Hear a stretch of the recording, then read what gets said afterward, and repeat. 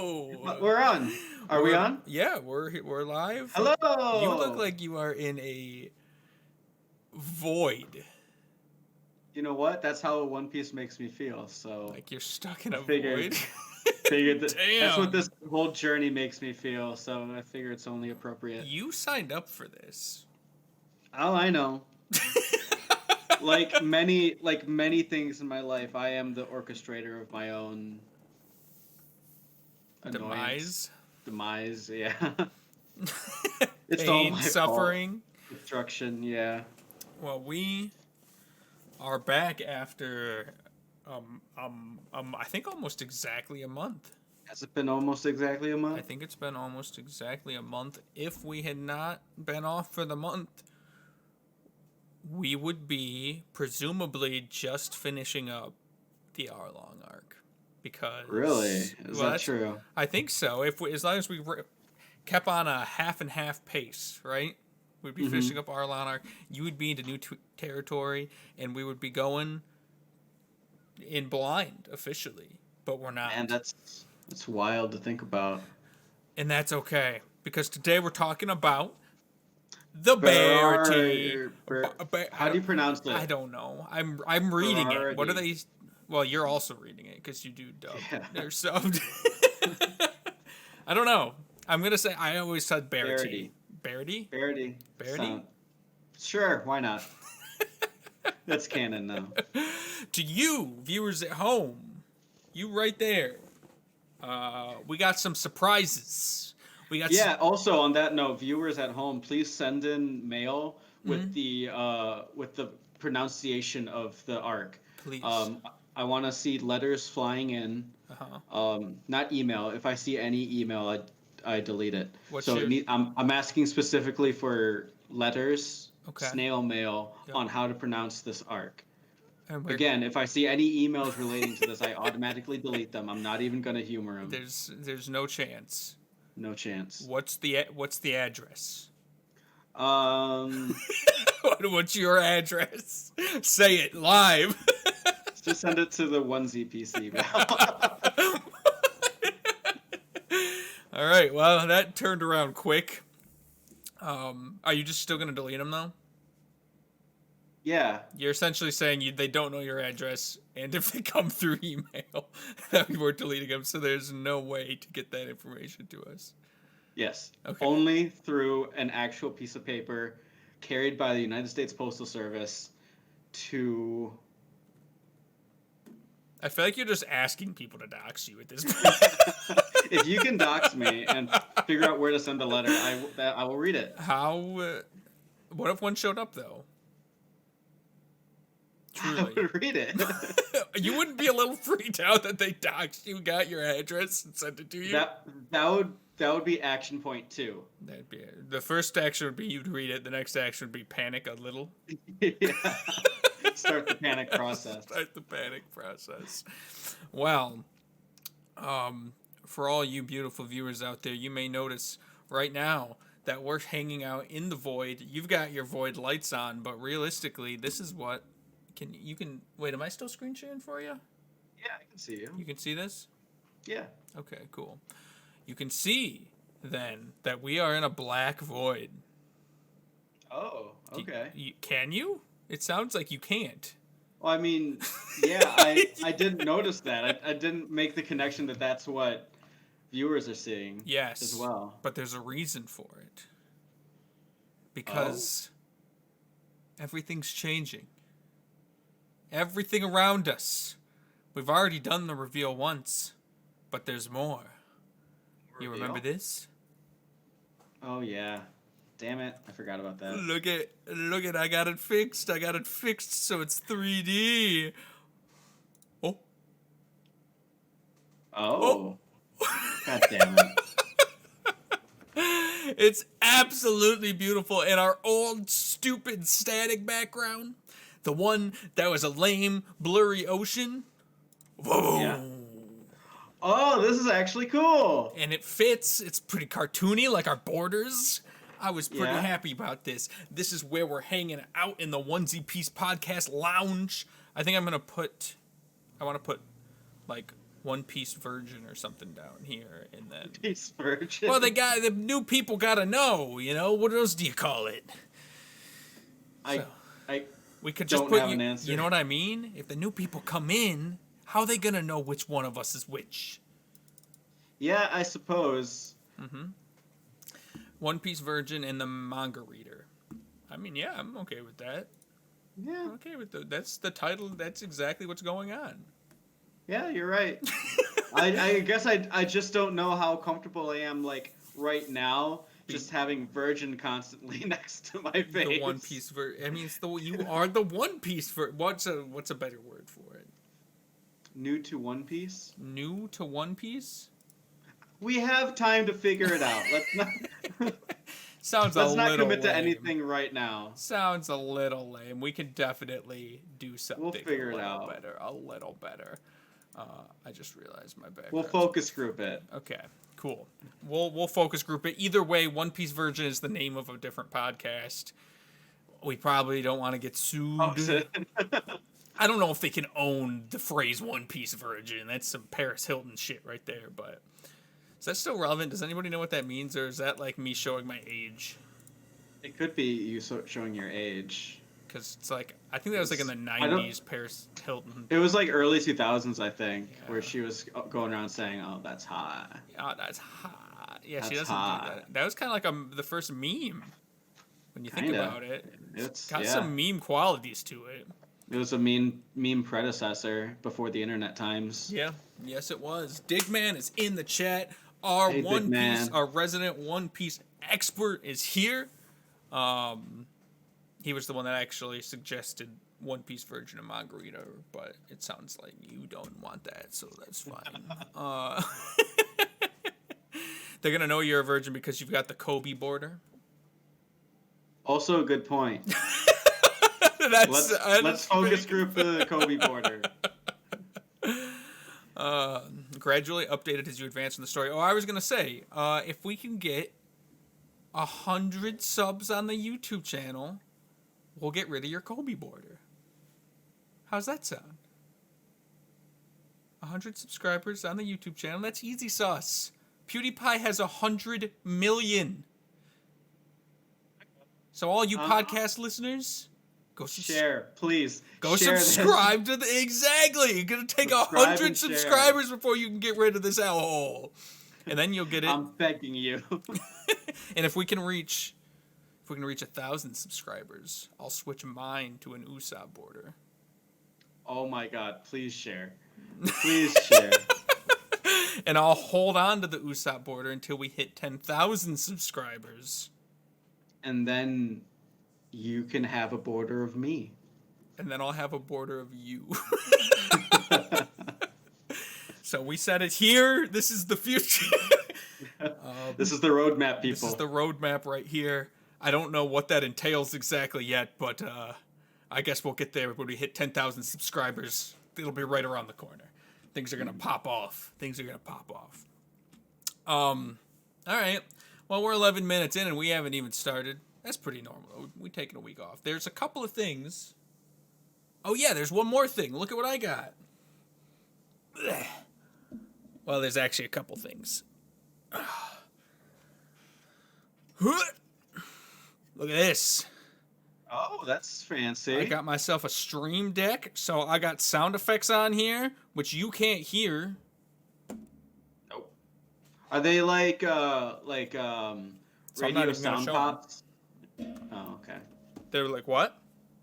You know how like on radio shows, someone will say a wacky punchline and then someone will press on the soundboard like. That's correct. That's like what they are. Well, they're quotes from Buggy the Clown, but you know. I'm gonna get an arsenal. But you can't hear them, so you don't get to know what the quotes are, everybody. We'll have to... maybe one day when the pandemic's over, then we can actually we can do this in person, and all our audio problems will be resolved. If we can hit 1,000 subscribers by the end of the year, 100,000 subscribers by the end of the year, we'll buy a studio. Give us 100,000. That's the moral here. My dick of a co-host my dick of a co-host got me some kawaii stuff for my birthday a month late. Because it came from ordered Japan. them on time, but so him being the wonderful person he is knows exactly what birthday gifts I like. The first is wait, here it is. Yep. There she is. I left her in the box. Under boob Nami. That's fine. Under boob you can show, right? I think so. Beautiful. So we'll be giving this away to charity. And yes. The centerpiece of every future meal that I ever want to see you have. Yeah, right in the center of the table, exactly. Yeah. Usopp, who looks really fucking weird. I don't know if I can He even always get looks weird. like. It's not gonna. His. You can't see his eyes, but they look. He looks like he's in pain. Is what he looks like. So yeah, I'm pretty disappointed. Happy birthday. Thanks. Now I just gotta figure out what stupid shit I'm gonna get you. I feel like it's getting more out of hand every year. Last year, you got me. Oh, do you have it right there? Oh yeah, I got them right here. Yes. So this is the route we're going, everybody. Last year, that wasn't last year. That was the year before last year. Really? What'd you give me? Yeah. Oh yeah, I know what you got me last year. I do have that right there. I'm so happy you still have those. Yeah, I can't say the same for the other gift. But I also don't know where it went. I didn't actually. You lost it? Yeah. I have a hunch Kelly might have burned it.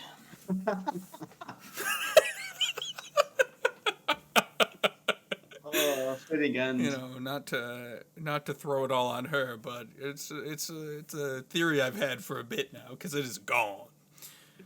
Should we reveal what it is? I want to see if I can find it first. Okay. It might still be around. We'll We will leave reveal it in a mystery. future episode, so stick around. When we hit Stay 1 tuned. million subscribers, we will reveal what the gift you got me last year for my birthday was. That instigated Mrs. Waddles to burn it. I don't know what's your cutesy name for her? Kellogg's Empress Penguin? I forget. That's it. Yeah. That's the one. That's the cutesy name. Yeah. So, that pretty much gets you caught up. It's been a month. Yep. I got a new light up here. So if I look a little bit more angelic, that's why. We've got real opposite vibes going here, to be honest. We do. You look like a human, and I look like I have jaundice. You look like you're a shark in the deep dark ocean. My skin is so yellow. You do have jaundice. I don't actually have jaundice. It does look like you have jaundice, though. Okay. Oh, actually. So, to actually get into One Piece content here, 15, 16 minutes later, I want to actually talk to you about something. Okay. Something very important. Oh, bringing back Usopp? Usopp's coming back. Usopp's coming back for the ride.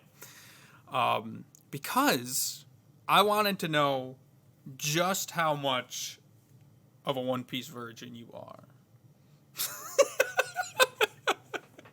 So this is what reminded me, because you sent me this. So I did. obviously you saw this. Obviously this is from some future scene, right? It just looks like Usopp shooting his arm up. Well, there's a couple things we need to keep in mind here, and it's not falling into spoiler territory. I'll tell you, this is from a future scene. Oh, it's from a specific scene? It's from a specific scene, because on the back of his arm, he has an X here. Okay. Right? So he's doing this with an X on the back of his arm, just kind of standing there. And if you saw the box art, every other member in the crew, you can add them on. Oh, really? Yeah, so it's got these little Lego bits. You can add so they're all doing the same exact pose. Right? Okay. And so I wanted to ask you, let's get a theory going. What the fuck do you think is happening in this scene? What is your best guess? Everybody in the crew, and then we'll see how close you are. Arms raised, X's on the back of their arms. And they're all, like, doing this at once. Yeah, they're all doing it. They're all staring the same direction. Every one of them is doing this with an X on the back of their arm. What does it mean? What does it mean, Estevan? Here is my best guess. They're at a concert, and they got marked with an X to show that they're over 21 and can buy beer. And they're standing on that balcony just rocking out. They're just rocking out. You know, considering how weird One Piece gets, it's plausible. I think it's within the realm of possibility. It's plausible. So yeah, we'll get to that scene at some point in the future, and we'll see how close you are. The only concern I have with that theory is that it looks like they're on the Going Merry, in which case, why would they need to validate their own age on their own venue? So there's a little risk there. Just a little bit, but we'll see. You might be closer than you could ever imagine.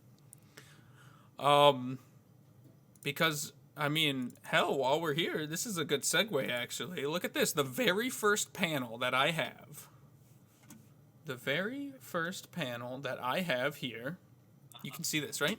Yep, I can see it. I'm watching. Okay. There, it's Usopp, Zoro, Luffy, Nami, all on the boat talking. Yep. About who they want next.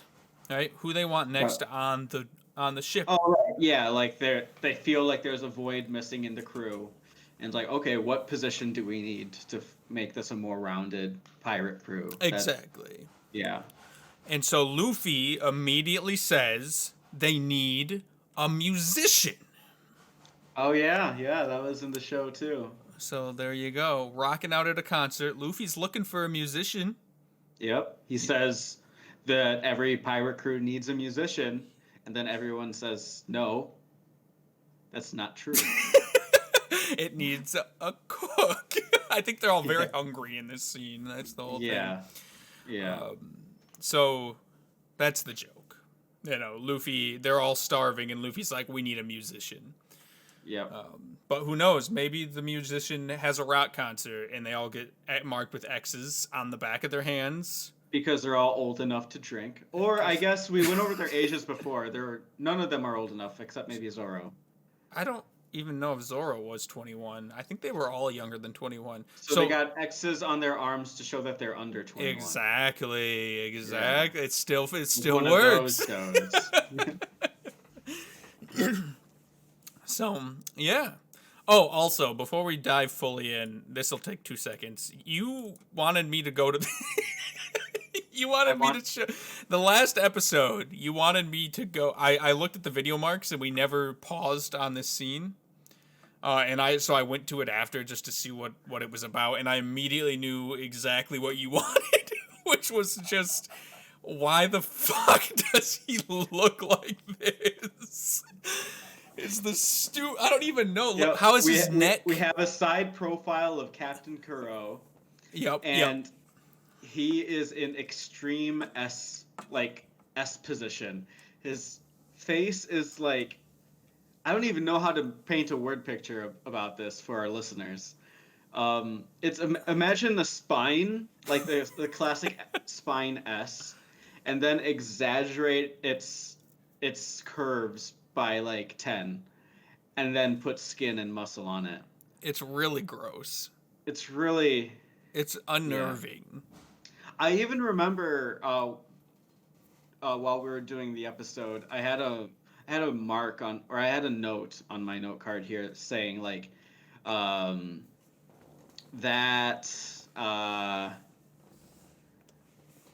what's it called?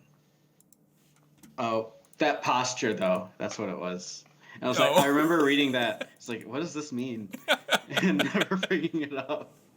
And that's that posture though. Yeah, it doesn't even look like cat-like.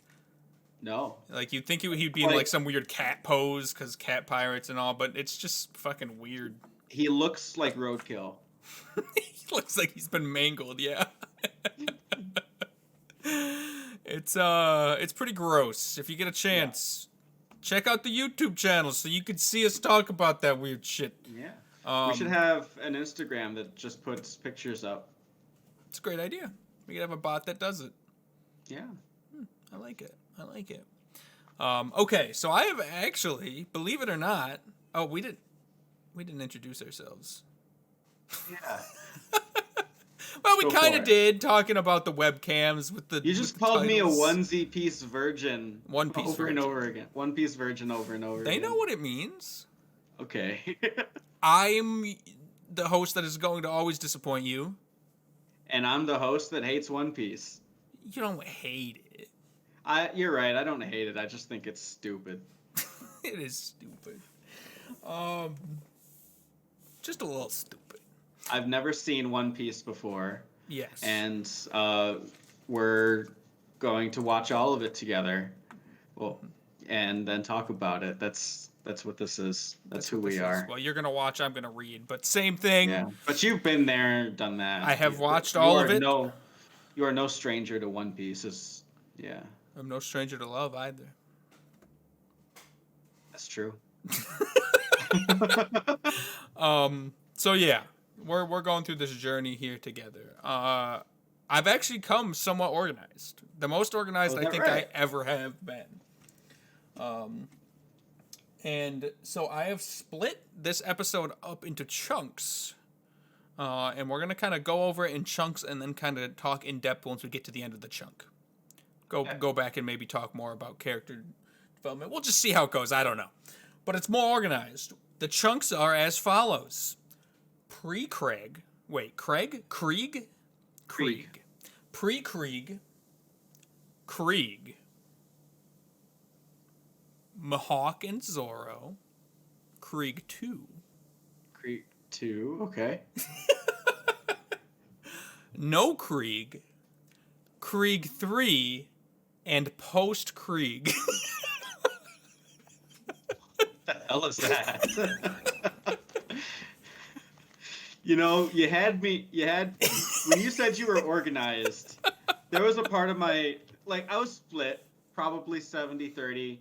Like, oh, I'm impressed that he's organized. He's turning a new leaf. Mm-hmm. But then the other part of me was like, it's going to be bullshit. It's not bullshit. I got it. I didn't want to give too much spoilies. All right. So I used Krieg as the scapegoat. Just the marker. Anyway, open scene. The very first thing that happens. Have you? So hold on. Did you go back and rewatch this for a third time to prepare for this? Because it's been a month, or are you just relying on your month-old knowledge? No, because you took notes. And I stuff? watched it today. Like all of it? Not all of it. I watched episodes 19 through 25 today. So that's why you very, very specifically in the beginning wanted to do only 19 through 25. Almost exactly why. Oh, you cut out there. That's almost exactly why. Almost exactly why. That makes sense. Well, that's what we're going to be doing. We're going to be doing all the way up just to right before Sanji's backstory. Okay. And so right out of the gate, in pre-Krieg, we have the crew talking about a musician, and then they meet two lovely little chaps that know Zoro to some extent. They seem to know Zoro pretty well, actually. And one's named Johnny, and the other is maybe named Yosaku. But I don't know if I'm pronouncing that right. Yeah, I mean, your guess is as good as mine. Yosaku sounds right. Yosaku? Yeah, why not? He's Yosaku now. He's Yosaku. So it's weird that the one's named Johnny. Very English name. I noticed that too. Yosaku. Yeah, it sounds like I did it right. Yosaku. Yosaku. Close enough. We're white. Yeah, I'm gonna get it wrong. But regardless, they're pretty dastardly fellows. They were hanging out on a rock when Usopp actually fired a cannonball at the rock because Luffy dared him to hit the Yeah. rock with his precision. And he did. I don't have the panels for it, but he did hit the rock, and to his surprise as well, he actually hit the rock. Well, it turns out Johnny and Yosaku were hanging out on that rock when a cannonball struck, and so that's when they swam over to the ship, and they were going to hurt everybody, and then it turns out they were friends with Zoro, and now they're cool and they're hanging out. And there's this whole like conflict where Yosaku is like on the verge of death. Turns out he just had scurvy, and so Nami's like, "Go get all the limes on the ship," and they spend like a couple minutes just squeezing limes into his face and shoving the remains down his throat. Then he like miraculously wakes up. He does a little dance with Johnny to introduce themselves, and then I think so. Let me ask you this before we get too deep into this. Okay. Is this where it goes into Zoro background and flashbacks? So it gets weird because in Zoro background in the manga was actually when you first met him. Oh, really? Yeah, which I always thought was odd. But it does go into it here normally. In the anime, it goes into it around here. We're going to do it a little disjointed because I have these categories. We're actually going to do it... Because all of episode 19 is Zoro flashback. Because all this happens and Zoro's asleep. Okay. So, like, even before Johnny and Usaku, like, enter the picture, like, Luffy and Usopp are doing their little cannonball argument. Zoro's asleep. And it like inceptions into his dream where it starts going into like his whole background, and then that episode ends, and episode 20 picks up right where episode 19 picks up, and then it sans the Zoro background and enter Johnny and Yosaku. Oh, okay. Hang on to the Zoro background. We'll be getting into it this episode, but hang on to it for right now. We're just going to jump right into these two dudes, and we're going to do it like how the manga does it a little bit. Well, we're going to do it how I do it. Because the manga did it like episodes ago, but I wanted to hang on to it because I know in the anime it's at a different time, but I got it. It's going to be Gucci. All right. Enter a Marine known as Lieutenant Iron Fist Full Body. Yep. And he has basically brass knuckles. Brass knuckles made out of screws. Well, I mean, they're not made out of screws, but they're very screwy. They look like, flathead screw. I guess they're probably iron knuckles, because Iron Fist. Yeah. So. I mean, but at that point, you're kind of splitting hairs. Yeah. He's got metal knuckles. He's got hard knuckles that will hurt when he punches you. Yeah. And he's the Minister of the Navy. Whatever the hell that means. Do you know? I don't. Me either. Minister of the Navy. But he's a lieutenant. He's also a lieutenant. He is both a lieutenant and a minister. Yeah, I was content with just lieutenant, but he's a minister now, so. Well, it says, I don't know. It's exactly. So, if I remember correctly, he basically sees them and he's like, "You're pirates." Yep. And then he shoots them. He fires with intent. So actually, that's a. Yes, I remember. Yes. It's all coming back. But go on. So when this happened in the anime, he rolls up while they're doing their introductions with Johnny and like Yosaku. He rolls up. He's like, "Hey, I saw you have a pirate flag," and Luffy's like, "Yep, we made it yesterday." And Usopp's like, "I'm the one who drew it." And did Usopp draw it? Usopp drew it. Usopp's an artiste? Usopp's got skills, dog. Because Luffy tried to draw it and it was really bad. It was a mess, yeah. Yeah, and then Usopp was like, "Here's how it should actually look." That's why I don't mind Usopp as much as you do. Like, you seem to really hate Usopp, but I see the value in him. He's got like these little hidden skills that pop out. I hate him. I know.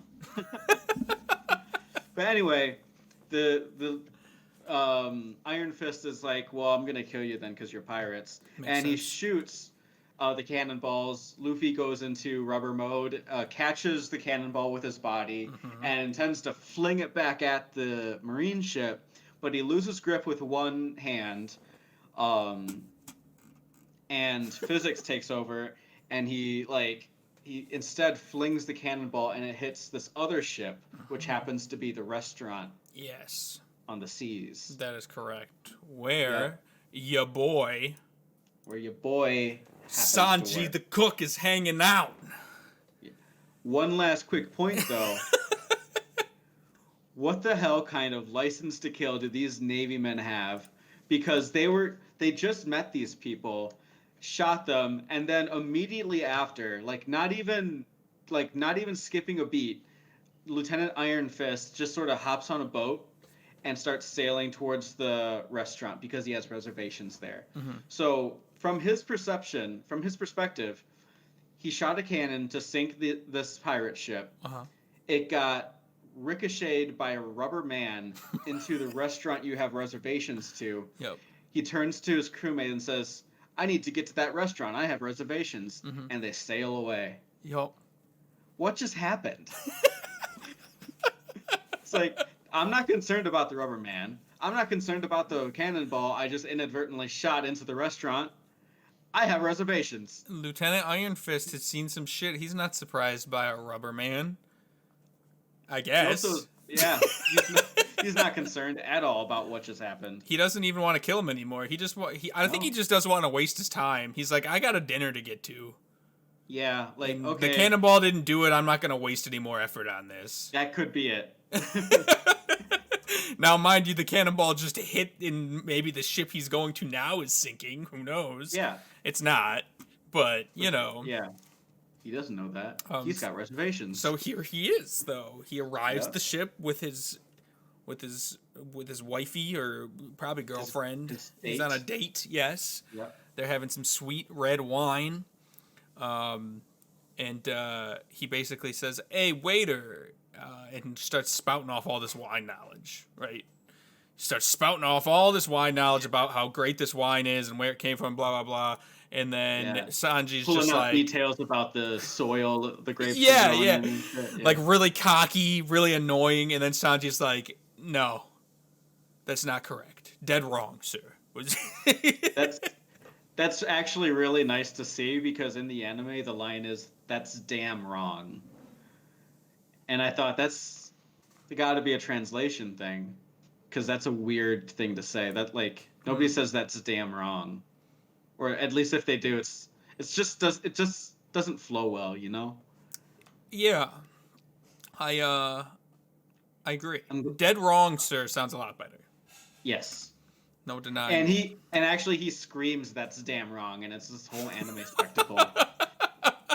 See him just casually say that's dead wrong, sir, and then walk away. That's much better.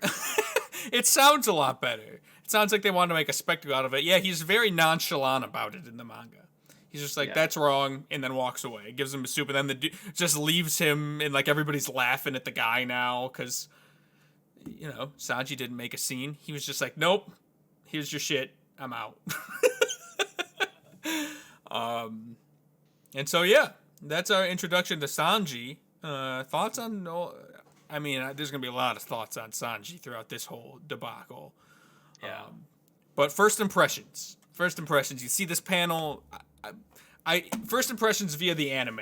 We'll go with the bad one, because, what were your first impressions with him? First impressions through anime, it's just this guy is kind of a dick. Yeah. But, I mean, I've been there. I've worked service before.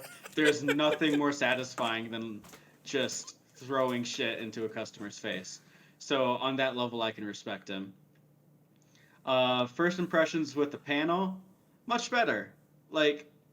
Not only do I respect him for throwing shit into the customer's face, but also I can relate to him a bit more. Mm-hmm. Yeah, I thought it's kind of cool.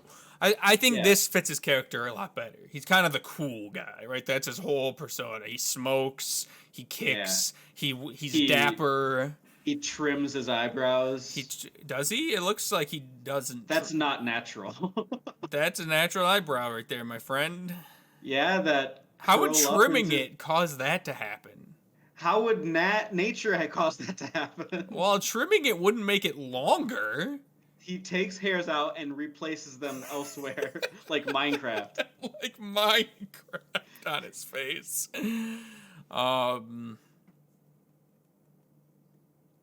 Do we want to get into the eyebrows? We're not going to get it. We'll get into the eyebrows later. Whoa, there's some weird stuff going on there. Okay. So anyway, he was a dick. He was a dick to the guy. Everybody laughed at him. And the guy's thinking in his head, he's like, I set it up with the owners beforehand that they'd like say, yeah, that's exactly what the wine is. But Sanji just doesn't give a F. He doesn't. Trying to swear Wind less. up. Yeah, that was truly a wind up for that. And so now he's all nervous. He's being made a fool of. His date hates him. And then we meet the head chef, Zeph. Chef Zeph. Chef Zeph. Chef Zeph, who I think got hit with the cannonball. I think that's did. why his head is bleeding. Yeah. He's pissed at Luffy because that cannonball hit him, and Luffy's going over like, I'm so sorry. That wasn't entirely my fault, but I'm sorry. Yeah. And I just want to point out Chef Zeph's hat. Yeah. Oh, yeah. Jettisons a mile into the sky. It's a chef's hat that's just like 50 feet long. Honestly, this panel doesn't even do it justice.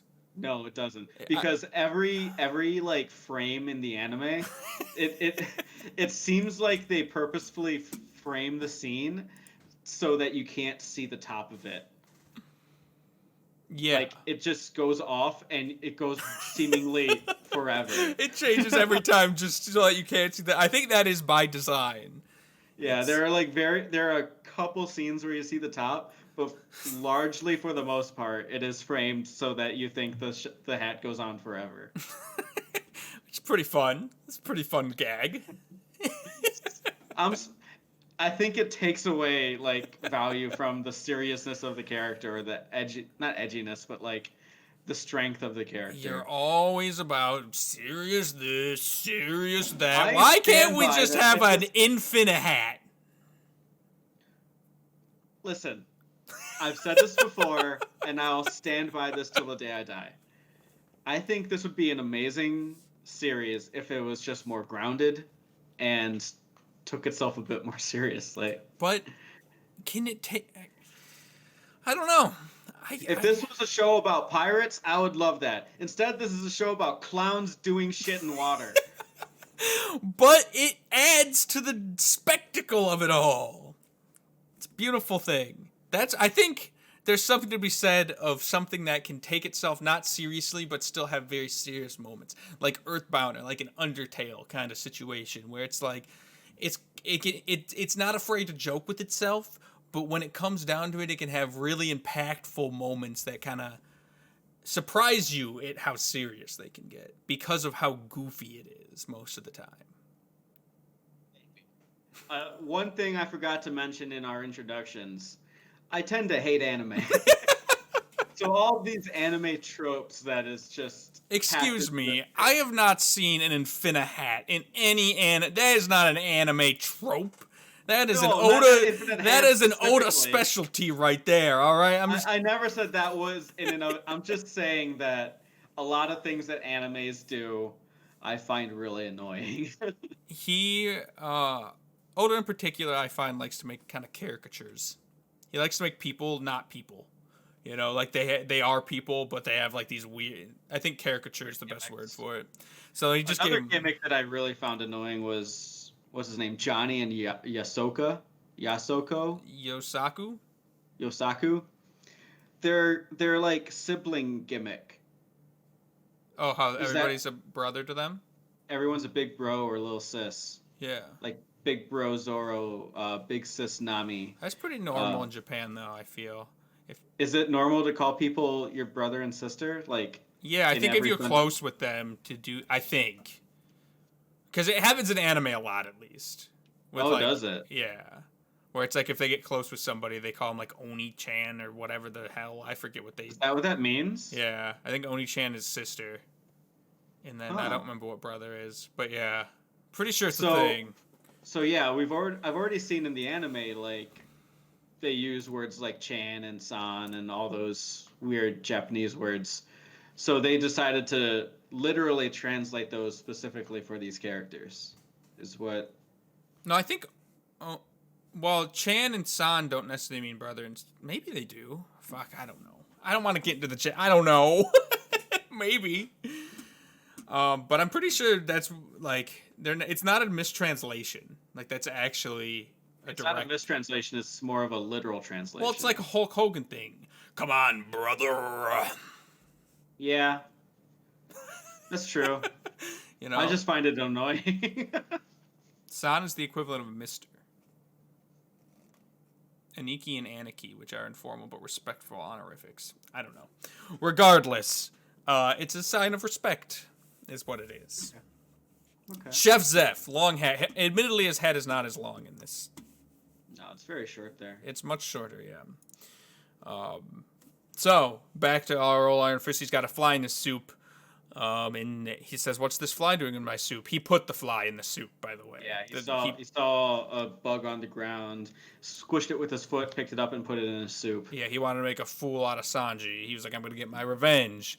Yeah. And Sanji, I'm going to be a Karen on his ass. Yeah, exactly. And so Sanji replies to, "What's the fly doing in my soup?" He said, "It appears to be the backstroke." Which is pretty hilarious. Quick on your feet, Sanji. You got him. Nothing can stop you. Oh, what is the? I get it. Yes, you get it. It's pretty good. I'm surprised at how well it translated. Sometimes jokes, through translation just don't make any sense at all. True, we've seen that already. Yeah, so like I was pretty impressed that it actually made sense and was actually pretty funny. Yeah. And that is a different line than in the show. Oh, what did he say in the show? He's like, is this an insect in my soup? And then Sanji's like, I don't know, I'm not that great with bugs. And then the whole restaurant erupts in laughter. Makes no sense. The manga is proving itself again and again in these regards. Yeah. Why didn't they just do that? I don't know. That's much better. Yeah, they already have it translated for them. Yeah. Why don't they use that right one? You got me, man. All right. Anyway, it pisses off old Iron Fist. He smashes the table with his iron knuckles. And then Sanji beats the living shit out of him. The appropriate response to what's going on. Well, I believe he tries to fight Sanji. Well, no, what he does is he like knocks the plate of soup off the table and it shatters all over the ground. Yeah, and he was like, "Food don't go to waste." Yeah, and then he beats the living shit out of him. Yeah, I mean you can see it here. He's just bloodied and covered in blood. Sanji's holding him by the neck like like Thanos. His date is just in horror. Is his onlooking as he's just covered in blood. It's really It's pretty gruesome. He fucked up.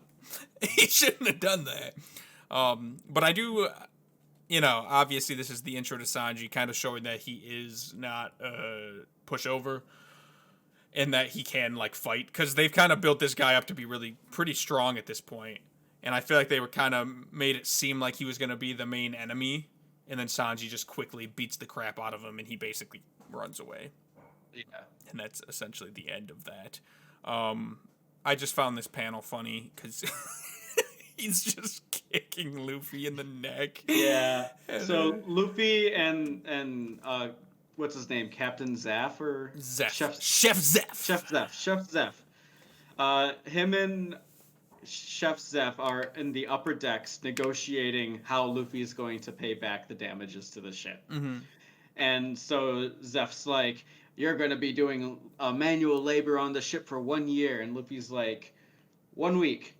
And he's like, 1 year, 2 weeks, 1 year, 3 weeks, 1 year, one week. Luffy making you laugh a little bit. No, it's pissing me off. It's kind of a funny scene, though. Like this is such a a waste of time. I No, I get it. I get it. and then they just start fighting, causing more damage to the ship. I more just like seeing Luffy get kicked with a peg leg in the neck. I really enjoy that. It's pretty funny. He's made out of rubber, so he's fine. Anyway, so they get in a confrontation. This is when we meet all the cooks. We're going to start speeding up a little bit here. We got Patty Cook. There's another guy whom I guess I didn't have on here, who's like the other head cook. Oh, his name's Pat. Patty Cook. Yeah. Like patty cake, I He assume. he has a friend named Carne. Carne's the friend. Yeah. Carne asada. So Patty Exactly. Cook. Have you had that before? I have. It's delicious. Oh, it's so good. It's delicious. Yeah. They got it at Chipotle right now. I put it in. Oh, you need to try some like homemade stuff. I don't know. I guess maybe I've never had actual carne asada. I feel like maybe at one point I did. When we get steak, I usually get filet mignon. That's not carne asada. I know. I'm Okay. saying usually if I have the choice to like get like a good steak, it's filet mignon. Next time my mother makes some carne asada, I'll invite you over. Okay. I'll take you up on that. I'll Yeah. get some carne. We'll get some real carne into you, buddy. All right, yeah, that's fair. That sounds good. Anyway, Patty Cook here. We got Carne. They're the two head chefs. They don't fuck around. But this guy's super nice. That's his whole thing. Kind of. His customer he's got service this is exquisite. Yeah, he's got this glittery, glamoury side that he like presents to the customers. Like customer is king. Like do everything for the customer. And I don't know if this is in the manga, but our introduction with him is him walking out of the bathroom, exclaiming that he just made a glorious dump, and is ready for the exquisite customer service. I'm not kidding. I feel like I would have screenshotted that. I don't know what this is with the nose though. Oh, he's plucking nose hair. Okay. Yeah, Makes can't sense. have that. So yeah, I mean, I don't think he he is in the bathroom. I don't think he Yeah. just took a huge shit though. Oh wait, enjoy your poop. That's probably it. He's saying that to someone because a customer's walking into the bathroom as he's leaving it. And he's saying enjoy your poop. Yeah. All right, well, let's move on. Yeah, please. Chef gets pissed that Sanji beat the crap out of one of the customers, and so he kicks Yeah. Sanji in the face with his peg leg, and then he also kicks the Marine dude for instigating the fight as well. So he's pissed at both of them. He's Yeah. like, get the hell out of my restaurant. They proceed to leave, which is when a man named Jin shows up, who is a pirate, and they're like, we ain't gonna give you... He's starving to death. He's begging, He's for, begging food. Yep. And basically everybody on the ship's like, no, you're a pirate, you can starve to death, you can die, blah blah blah. Everybody's cheering that Patty Cake is beating the crap out of him now. So really just kind of being a dick overall to this starving man. But he's a pirate, so he probably deserves it. They kick him out, and then Sanji shows up, gives him some food, gives him some soup, and says, eat. Or not soup, I don't know what it is. It looks like a rice. Yeah, it's like in the show, it's a beautiful plate of rice with some fish in it. Yeah. So, speeding up a little bit, he eats the food. Luffy offers, he says, Sanji, you gotta join my crew, you gotta be my cook. Sanji's like, nah. I like this restaurant here, I ain't going anywhere. Yep, and Luffy's like, I don't accept your refusal. And that's when I wrote down, Luffy is so annoying. Yes. I will be honest with you. Luffy annoyed me a little bit in this arc. People like this arc. I like this arc. I didn't like what they did with Luffy. I felt like it was kind of contradictory to a lot of the things I've been fighting for with him. And Yeah. it didn't make much sense. It was kind of out of character. Some of the things he does was out of character. This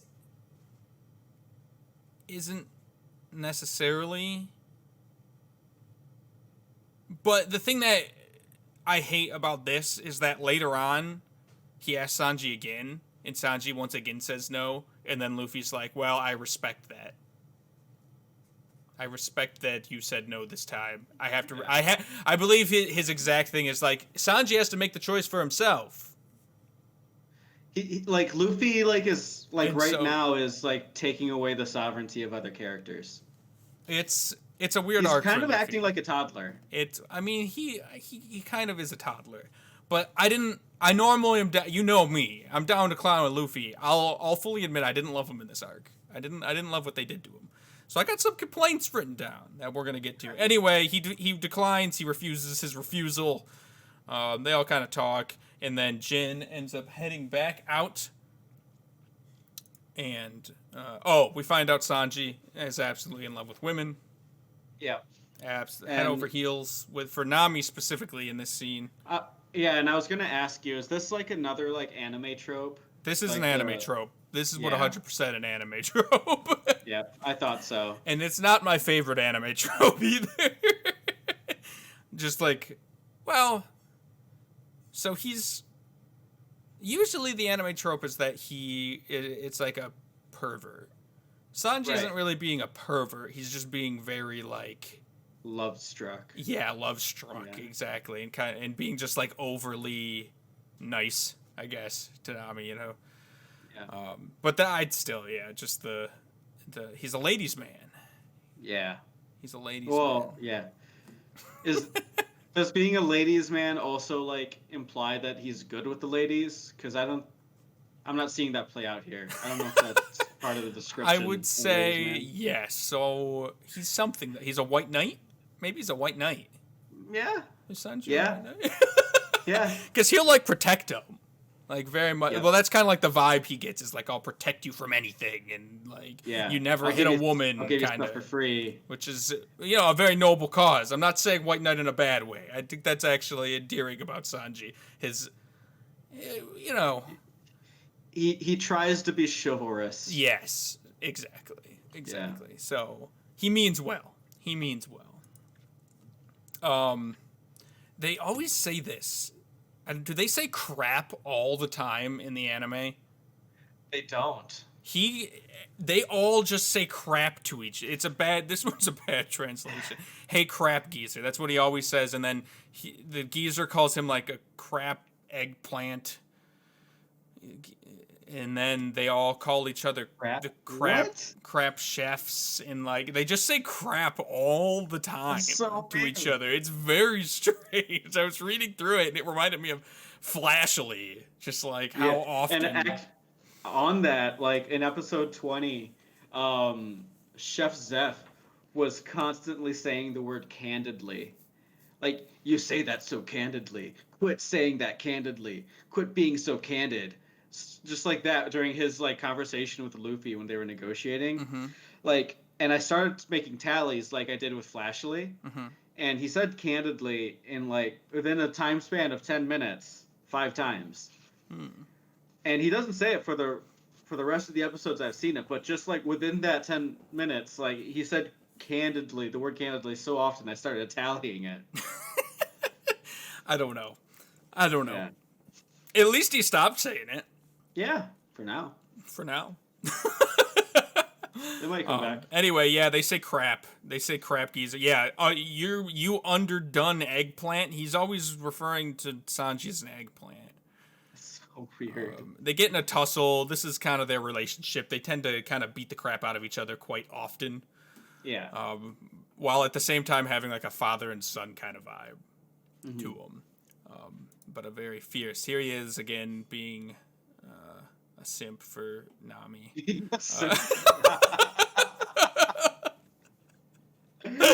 Oh, that's the perfect way to put it. So, which gets us to our pre-Krieg ending. That took 40 minutes. I'm going to try and speed the next one up a little bit. I got some fun panels, though. I got a fun panel here. So we got some Oda facts right here. The only one that you need to really pay attention to is this bottom one. You have the Michael Jackson motherfucker. Oh yeah, he's just sort of spread eagle down there. Yeah, you remember how he had his his little beard? Yep. right? People were asking what was with his striped beard, Okay. and Oda actually explained it's not a beard. It is in fact a mushroom. He had a mushroom that would What? grow out, and then eventually he popped the end of the mushroom off, and so that's why it looks like that. Why? Why couldn't it just be a beard? Well, I'll tell you. Why did he have to have a giant fungus growing out of his Well, face? let me explain it to you, and it'll Right, all right. make sense. Before becoming a pirate, he was a wandering dancer, but business was not good, and he was always going to sleep without a bath. Duh! So then a striped mushroom started sprouting from his chin. He was hungry one day. He popped off the top of the mushroom, and it tasted terrible. He swallowed it, and nonetheless, ever since then, he was able to hypnotize people. So we've got two fun facts here. He's a devil fruit user. He ate the hypno mushroom or whatever, and it was growing on his chin, and he popped Is it off. that canon? Is that like That's what he says here. a devil fruit mushroom on his face? That's what he says. Then a striped mushroom started sprouting from his chin. He was hungry, so he ate the cap of it, but it tasted terrible. He swallowed it nonetheless, and ever since then he's been able to hypnotize people. That's true. He's not saying it, but he's saying it. He's saying it without saying it. Can he swim? Well, we never saw him swim, so presumably no. He's a hypno man because of the mushroom that was growing on his chin. He could be a cool science experiment. The fact that he can grow devil fruits on himself, interesting, very interesting there. So there's a little backstory for you. I know you're excited. I know you're excited for it. I get it. All right, we're gonna again speed it up. Enter Krieg, our main antagonist. Yeah.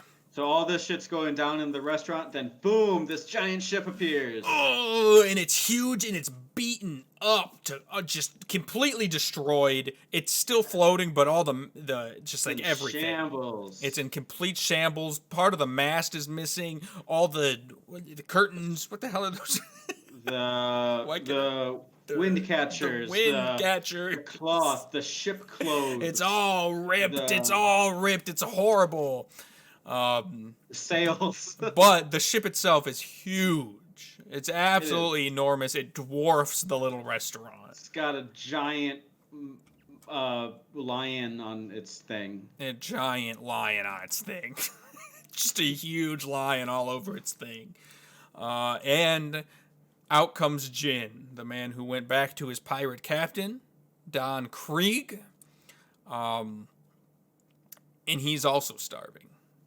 So Don Krieg is starving, and he says, please feed me, chefs. I've got lots of money. The chefs all say, we're not going to do that because you're a pirate, and you're going to kill us. We're going to feed you. It's going to regain your strength. Then you're just going to kill us. So we're not going to do that. They do this because he has a reputation. He does, that they are aware of. Yes, he's a very well-known pirate, and I believe I don't think I had it stated here, but I believe it's stated that he is the strongest pirate in the East Blue, which is where they are located. They say that a lot in the show. Yes, so they say it a ton. He's very well-known, and he's very, what's the word? Hungry. Well, he's very hungry, but he's very mean, but He's very worse. Two-faced. Worse. He's unforgiving, torturous. He's a jerk. Butthole. He's a big old butt. He's a big old butt. Regardless, everybody says no, including Patty Cook. Sanji kicks Patty Cook in the face and says, I say yes, and then gives Don Krieg food. Yep. Everybody's really pissed at him about that. And Don Krieg does exactly what everybody feared and immediately kind of gives it's clothesline. He clotheslined Sanji straight into the floor after Sanji just fed him food. And it's like, I'm feeling much better now. Let's destroy this ship, or let's take this ship over, or what have you. Yep. Very pirate thing to do. Well, this is a very pirate thing to do. He's like, I have 100 other people who are starving. Feed them, and then we're gonna kill you. Yeah, and And yes, and they're all like, "Why would we ever do it's that?" like that joke, like feed them and then I'll kill you. Yeah. And then they're like, don't you mean feed them or else I'll kill you? And he's like, no. Is that what he said in the anime? No, no. Oh, I was gonna say that's actually pretty funny, but all right. It's a joke from somewhere, I forget. Anyway, yeah. So he says he wants to take the restaurant. He's does exactly what you said, and he says, "Don't defy me. It's an order," which is annoying. It's kind of an annoying line because it's how is it an order? You don't. I don't know. I feel like you can only say that to people who are like under you. I don't think you can point at random people and be like, "That's an order," and then they're gonna do it. Unless you carry an aura as commanding as Don Kriegs. And I do want to say that up to this point, I am a fan of Don Kriegs. You like Don Kriegs. I like Don Kriegs. He's the piratey pirate you've wanted this whole time. Exactly. He carries himself like this huge badass. He speaks like a fucking king. He's like, I command you to go feed those people and do what I say. Mm-hmm. And like he has like the aura to back it up too. Yeah. He doesn't fuck around.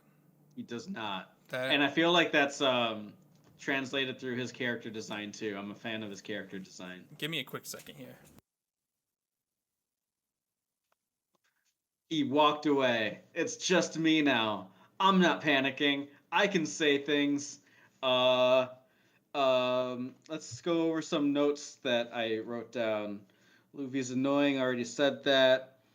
Oh yeah, earlier in the episode, the cooks are in the back talking about Don Krieg because they fed that. Sorry. Yeah, like Sanji ended up feeding that one guy who mentioned he was Don Krieg's crewmate, and then now the cooks are in the back saying like, "Oh, I can't believe Sanji did that," or like, "No, it was Patty who like beat up the first pirate," and then the other pirates are like, "Don't you know who Don Krieg is?" And then they like explain who Don Krieg is. And I just wrote down that I like that. That's like a proper way to introduce the reputation of a character, because not only like usually animes are like, here's the character, let's spend the next 5 minutes explaining who they are. In this instance, we were introduced to the name of the character, and then now the explanation is a dialogue between two other characters. And that's setting up the reputation for Don Krieg to come in. And now not only are the staff aware of who he is, but now you're aware of who he is and his commanding presence. I think that was well done. Oh, well, look at that. I think it was well done enough. Yes. Yeah, I mean it was better than like the other villains we've met this far, who have just kind of appeared and just kind of been there. I would have loved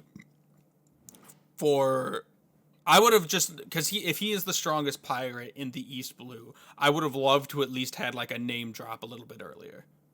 Yeah, you'd think that at some point, like when they were in the Marine Town, maybe even if there was like like a wanted poster. Or something.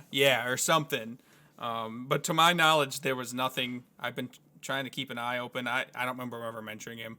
So in one way, I wish it would have been a little earlier, and the buildup would have been a little more. Oh, yeah. But on the other hand, I agree. It was well done. I don't. One of my least favorite things in, I mean, anime, but movies in general is like, when there's no buildup. I guess I don't know how else to put it. Like, I don't like when it feels like villains, like the villains so far. I like when they build them up a little bit more and they have, I don't know what I'm trying to say, but I'll be able to explain it better later. Yeah, like to take Marvel for an example, like as building up Thanos as the big baddie. Yeah. Like you get snippets about him like over a course of like a decade. Yeah.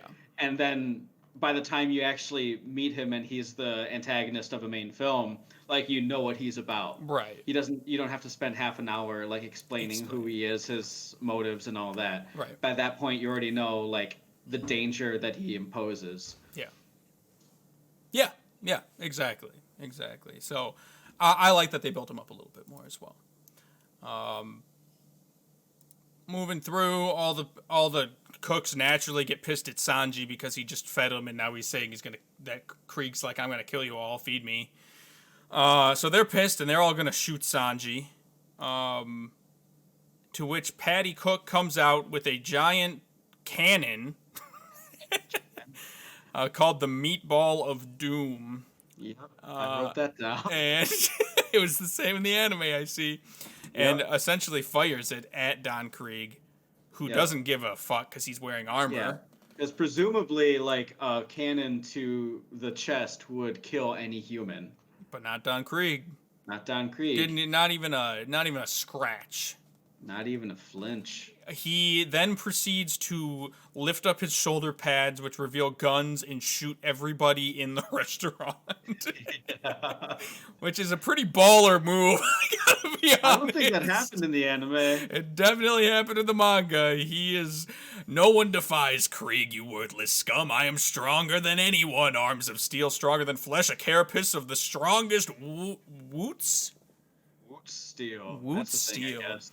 So he's got super good armor. He's got guns on his shoulder pad. Jin is horrified because he came here and Don Krieg specifically said, I'm not going to hurt them. I just want to be fed and then we'll leave. And so he brought him here. And now he's feeling a little guilt. He was also deceived by his captain. He was also, so he's feeling pretty guilty that everybody in the restaurant just got shot because of him, essentially. Yeah. Diamond Fist to demolish anything in a built-in array of weapons. I command 50 ships and 5,000 fighting men. I've never lost a battle. I am the Don of the Pirate Armada. If I tell you to prepare food, you'll shut up and do it. No one defies me. He does have a commanding presence about him.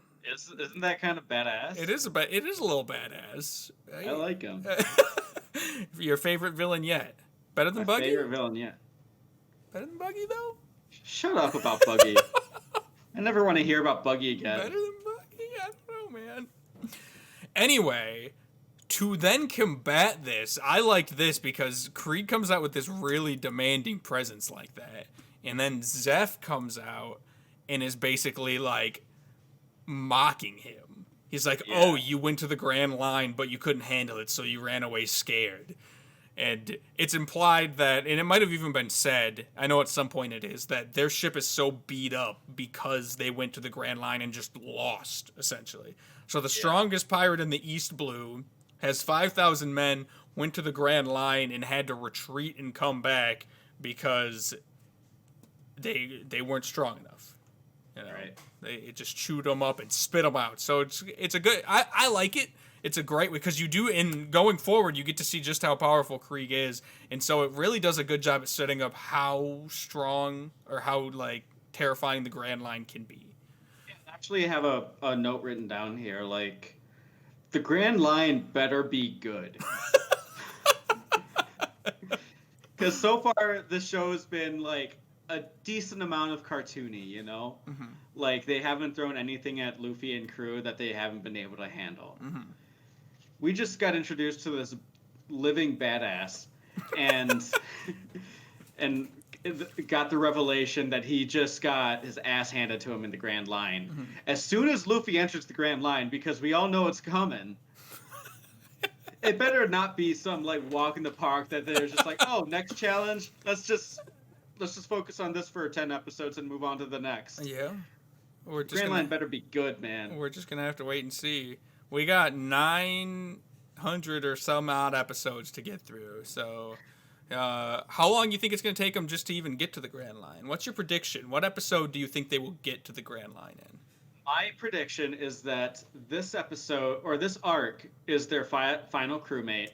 And then this is going to be like the crew going forward. Mm-hmm. I know for a fact that the next arc focuses on like Nami background. Yep. So I think after that they start heading to the Grand Line. They'll probably encounter an adventure along the way. Mm-hmm. So that'll probably be before episode 100. They're in the Grand Line. Is my best approximation. Okay. Okay. We'll But see that's vague. So I'm gonna Yeah, say give us an exact episode. Let's see how close you are. I'm gonna say 80, give or take 5. So we'll say 75 to 85 is your prediction. Yeah, And if he'll you be can in the land Grand right Line. on 80, I'll give you $100. I'm down with that. I honestly don't know what episode they get to the Grand. I have no idea. Okay. So like, I legitimately don't know. We'll see if you're even remotely close. I hope I am. I want that $100. And I will give it to you, and I'll send Nami with it. No, you don't have to do that. Anyway, so I Zeph. think you want to keep Usopp though.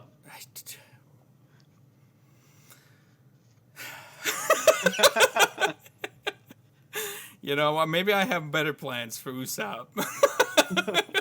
We'll see what happens to Usopp by the end of all this. Anyway, Zeph comes out and basically calls Krieg a coward, which is also a pretty baller move after we've seen just how commanding of a presence he has. And that pisses Krieg off, right? And then Krieg then returns it and is basically like, I remember you used to be strong when you had 2 legs, but now you only got 1 leg, so you fucking suck. And then Yeah. Way to be ableist. Yeah. And essentially Zeph, I don't know, brushes it off, whatever. This is when we find out it seems they were in the Grand Line for 7 days. That's all. And then they had to retreat. Yeah. So this is when we find that out. Zeph sides with Sanji for feeding him. Yeah. Essentially, he's basically like, Sanji did the right thing by feeding him, and then says, has any of you ever really been hungry before? Have you gone for days without food or water on the high seas? Do you have any idea what agony that is? Right. So he's basically calling his own chefs like, he's calling them out like, Yeah. hey, you don't know what it's like to be suffering like this. yeah, you are Sanji entitled did the right little thing. Yeah. fucking brats, all right? And I'm siding with Sanji on this one. And so, yeah. So, I got my notes over here. I should be paying more attention to these. I'm going to actually move these over so that they're in a little bit easier spot for me to see. There we go. Perfect.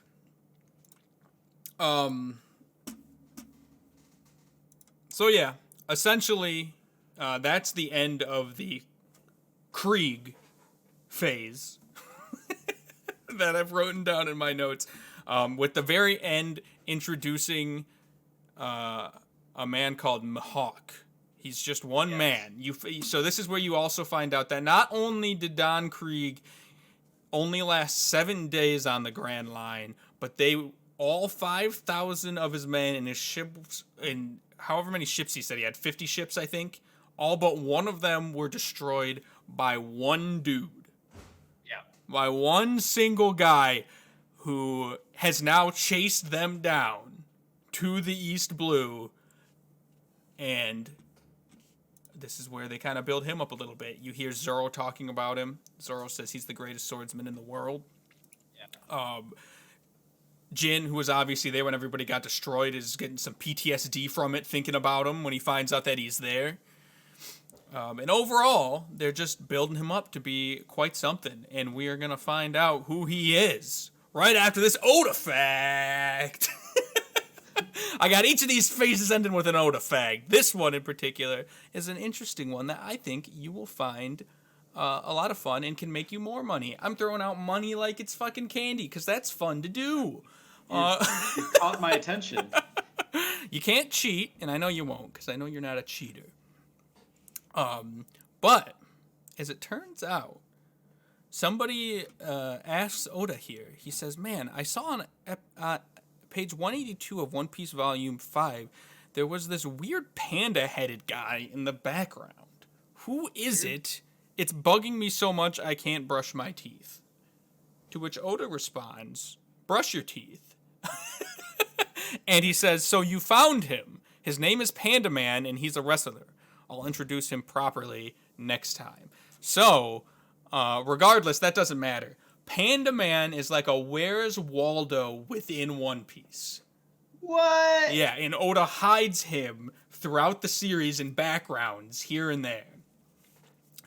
I believe he's appeared twice already, if I remember. I looked it up, and there's 18 more times that he appears throughout the series. So, we're going to play a little game with Panda Man.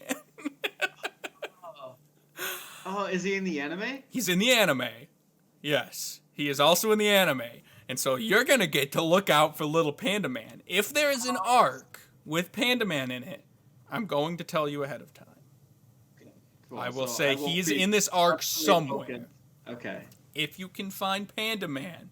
He's in this arc. He's not in this arc. He's not in. Okay. He's not in this arc. But if there's in the upcoming arcs, I'll make sure I tell you. If you can find Panda Man, I'll give you $10. He appears 18 times. You can make $180. If you land on episode 80, you can make $280. I'm handing out candy. I'm handing out money like it's candy. And I'm raking it in. But no, I legitimately will. This is legitimately exciting me. I thought you would like this. I honestly didn't realize this was a thing. Have you ever seen Panda Man? I've never seen Panda Man, but I've never been looking for him either. So you, like I said, when he's in an arc, I'll let you know. Do you know he's in Arlong Park arc? I can find out. Give me a quick second here. Just let me know, because usually, like, these episodes that I've already seen, I'm watching on, like, 2x speed so I can get through them. If he's in Arlong Park, that's gonna make it significantly harder to find him. Let's see here. You don't have to tell me right now. Just let me know at some point. I'm curious. Okay. He is not. Okay, that's good. But he is in the Baratie arc. Oh, so he is in this arc. He is in this arc. But it's already happened. Would you like to see what Panda Man looked like, since we've already passed it? Yes, I would like to know who I'm looking for. Okay. Oh yeah, I was gonna show you. Hold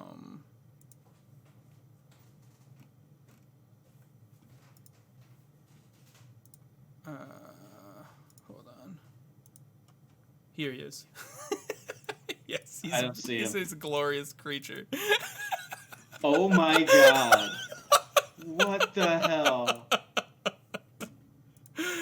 Yep, so that is Panda Man. How did I not notice that? I know, it doesn't that one seem super apparent too? It's like, I assume this must have only lasted a second or two, this frame, but like he's right in the middle. He's right there. He's got these giant hearts tattooed to his breasts. Yep, he's crazy. He's a beautiful Panda Man.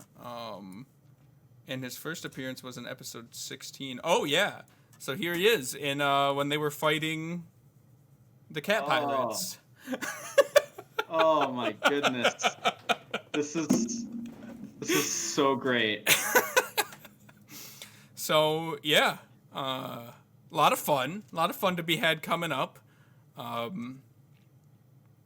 will say, I'll tell you right now, the next arc he is in, he's not in Arlong Park. He is in the one following that, though. There is a Panda Man appearance coming. And I'll try to remember to tell you every single time. It'll be fun. So, all right. So it is 6:20. All right. We're making it through what we said we were going to make it through at the very minimum. Okay. We can do that. Yes, we totally can. So, next. So, Nami has taken off. Johnny and Yasuka, or whatever, Yokozu, the other guy, they swim up to the restaurant. It's like, Nami pieced. She took the boat. Mm-hmm. And Luffy and Usopp and Zoro all scream like, what? And Luffy's like, Zoro, Usopp, go find her.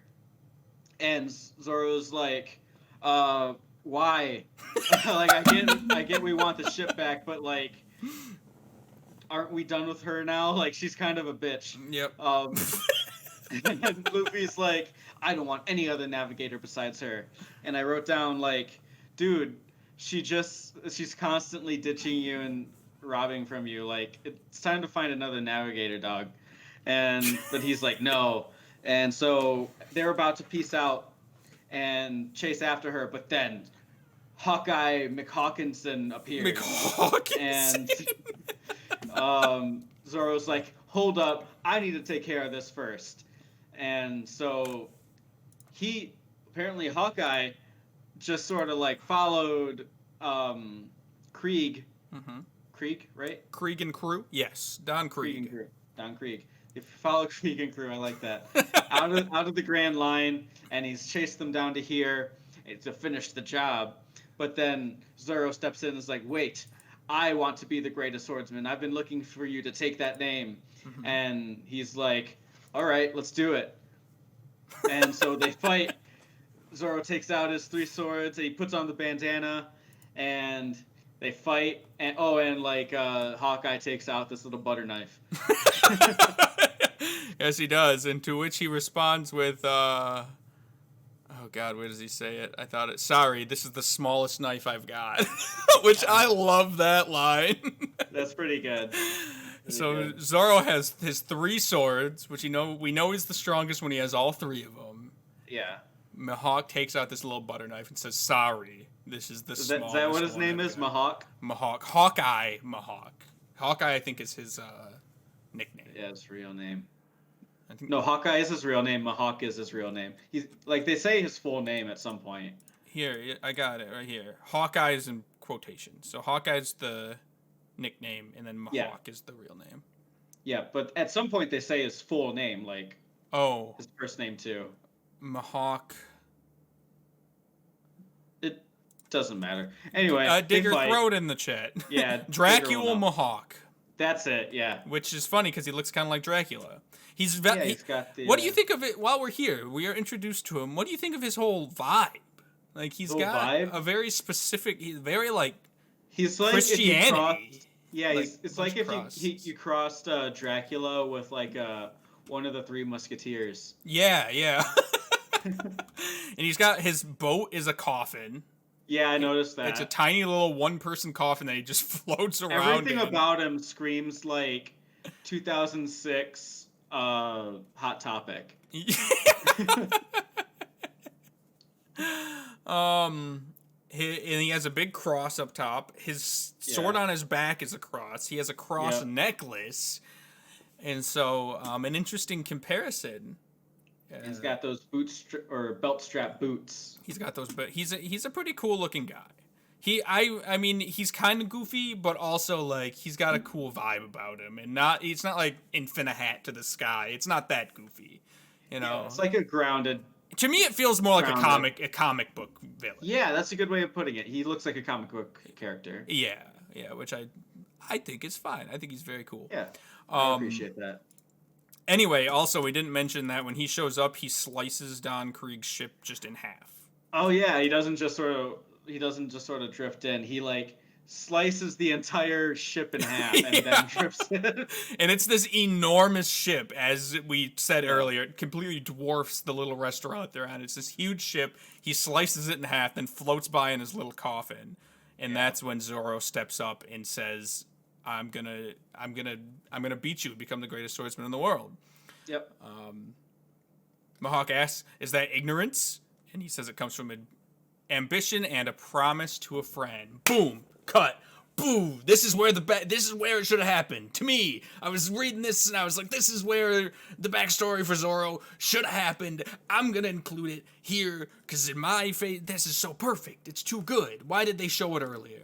So, in my perfect One Piece anime world, this happens. He says, and a promise to a friend. Then we get a faded back into the Zoro flashback, which we can talk about because it's obviously pretty short. Quick edit. He says that episode ends. Next episode is the Zoro flashback. I like it, yes. And then the episode after that, we're back to the fight.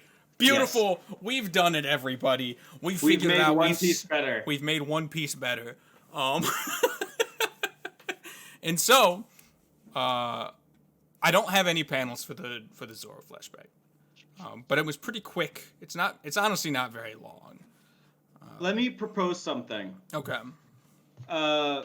Let's focus in on the Zoro flashback next episode of One Piece because it's something. But But No, hear me out. Hear me out. It's something I'd actually like to discuss, and we're trying to wrap up. Okay, all right, that's fair. That's Yeah. fair. I In my defense, Zoro up to this point has been one of my favorite characters. yes, yes. So okay, we'll go. We can go into it a little bit more in depth because it is an interesting backstory. It's a quick backstory, but it's an interesting backstory. So, God, So they fight now. yeah. Do you? Yeah, Zoro comes in with like his signature onigiri or something like that, and he stops it with the butter knife. Right there. And then they The they triple fight. stab. Yep, they fight. Zoro gets hurt. He puts the butter knife up to his heart, and all he has to do is Stabs like him right in. Stabs right in the Zoro heart? straight in the chest. In the That's manga, different. he stabs him in the chest. That's different. Because So- in the show, he stops the knife right before it goes in and says, "I could kill you if I wanted. All I'd have to do is push in, or you just take one step further." Okay.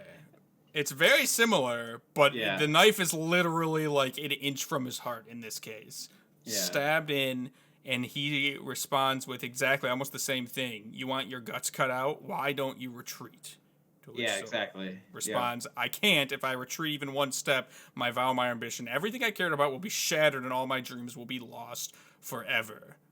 At which point I wrote down, "Doug, just live today to keep practicing, and then fight him again some other day." Zoro- Like, why does everything have to be a zero-sum game with like anime characters? Because he prefers death to defeat. That's stupid. Get over yourself, man. So you didn't love this about Zoro's resolve. It's more of the trope I don't enjoy. But Because what about this? If he hadn't shown such resolve, Mihawk probably would have just killed him anyway. The only reason Mihawk spared him was because of Zoro's resolve and the fact that he would, that he said all this stuff and that he was prepared to die for what he believed in.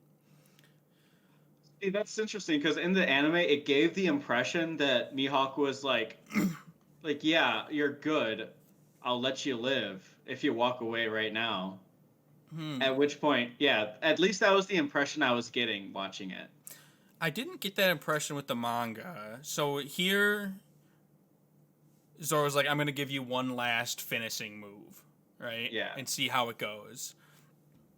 And he said, and then Mihawk brings out his huge sword. I know this happens in the anime. He brings out his huge fucking cross sword and it's like, I'll give you a warrior's death. I'll slice you with my strongest sword.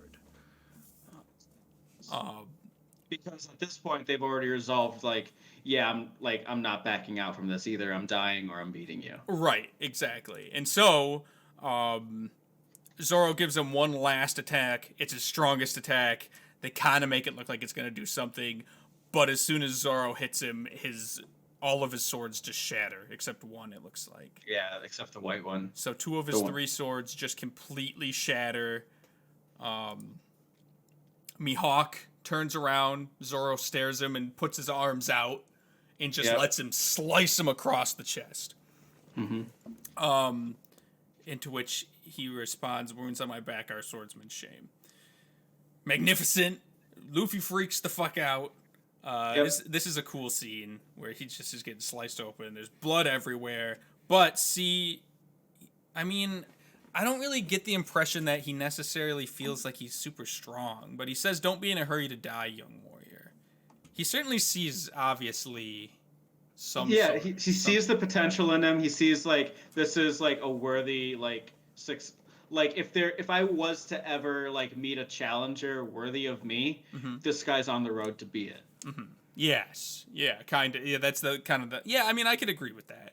But I don't think it's necessarily because of how strong Zoro was. I think it was because of, He respected his... swordsmanship dignity. Honor? Yeah. Honor. Yeah. Kinda. Something like that, yeah. Anyway, Luffy gets pissed. Luffy didn't interfere this entire time, even though... he was watching his friend die. Zoro's brothers wanted to get in. Luffy specifically stopped him. Yeah. Which Mihawk also enjoyed, because then as soon as Zoro gets sliced open, Luffy's like, I'm going to kill you, which is pretty telling. This was one thing I liked about Luffy in this, was even after he just watched Zoro get completely annihilated, not even close to beating this guy, Luffy still jumps in kind of to essentially die. If Mihawk, if Yeah. Mihawk, I'm annoying Digger purposely in the chat. He wants me to say Mihawk because that's how you pronounce it. Oh, whatever, dog. Mihawk. I like Mihawk. Mihawk. Yeah, so Luffy does like a little thing, and then Mihawk's like, "Don't worry, I left him alive." In which Luffy then stops trying to fight him and is just happy that Zoro's still alive. Yep. Zoro has a cool moment where he says, "I will never lose again. From now to the day I beat him to become the greatest swordsman, I will never lose again." So, like, when I first heard that, I had my gut reaction was like, again, like, everything's got to be a zero sum with these people, like, relax. Yeah. But then I sat on it as like, I guess in the game of, like, swordsmanship, if you lose, you're probably dead. You certainly don't get too many losses. Yeah, right. I'll give this one a pass. So, I agree, though. I was thinking the same thing. So, do you think Zoro will ever lose again? Yes. You do think Zoro will lose again? Yeah. Okay. I was just curious to your thoughts, your prediction. Yeah. You say that in the future Zoro will in fact lose a fight at some point or another. Yeah, he can't be like he can't be the, because otherwise then in every conflict he's gonna be like the Goku, you know, like he'll show up and win. Mm-hmm. Like he's got to have some falls. This is only like episode 25 of a 900 episode thing. Like he can't always be winning. We'll see. Gotta have some pitfalls along the way. We'll see what happens. So essentially, Don Krieg, being a cocky bastard that he is, for whatever reason, feels the need to also insult Mihawk. Yes. After this. After he has destroyed every single one of Don Krieg's ships and is clearly like way more powerful than any of them. To which he responds basically like, "I've had enough fun, whatever," and then sails away. Yeah. I thought this was, I don't know. This annoyed me. Why would Don Krieg ever? He's never, I feel like he's not portrayed to be stupid. Cocky, sure, Right. but Yeah, like that's a this good is point. just stupid. He's destroyed every one of your ships alone and killed how many of your men? Like, you had to retreat because of him. Why are you picking a fight with him now? Makes no sense. But so I didn't love this whole debacle here. But Mihawk, Also, like, the whole arc could be over now if Zoro just didn't get in the way. yeah. So, I mean, I know we're trying to wrap it up. I'm gonna say 7:00 hard stop. So let's get it 20 minutes. We're almost done. There's not too much more. What did you think about this whole fight? It sounds like you didn't Zoro like and it. It sounds like you Hawkeye? didn't like that Mihawk just buckled into town and sliced things open and beat the crap out of Zoro and then left. I mean,